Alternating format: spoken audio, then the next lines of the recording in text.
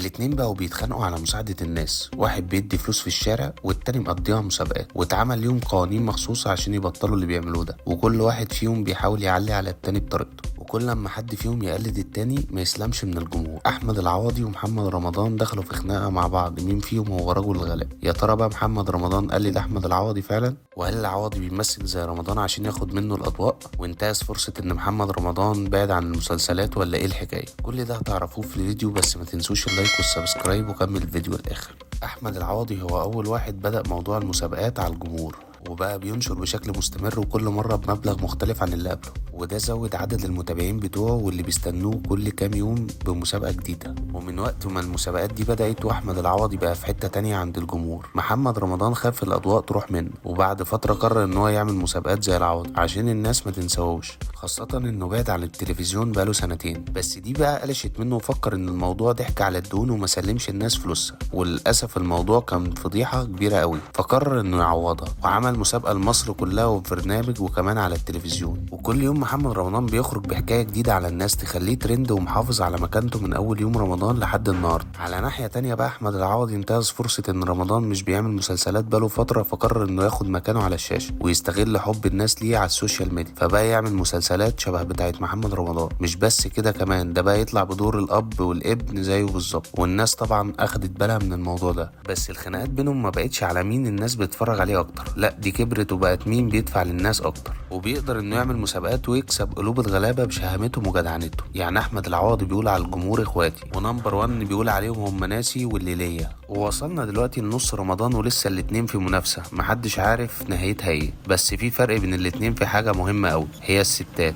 ايوه الستات اللي حوالين محمد رمضان في المسلسلات وبس، ومحدش سمع ابدا على اشاعه ليها علاقه بيه وبالعلاقات النسائيه، على عكس احمد العوضي اللي كل يومين بقى يطلع عليه اشاعه مع حد مختلف. من وقت ما انفصل عن ياسمين عبد العزيز، مره اشاعه مع يارا السكري واللي بتمثل معاه في فهد البطل، ومره تانية كانت كارولين عزمي واللي بقت بتظهر معاه في كل مسلسل من وقت بطولته لوحده. وستات احمد العوضي بقت كتير قوي، وكله قاعد مستني يشوف العوضي هيتجوز مين. انتوا بقى شايفين مين زعيم الغلابه، العوضي ولا رمضان؟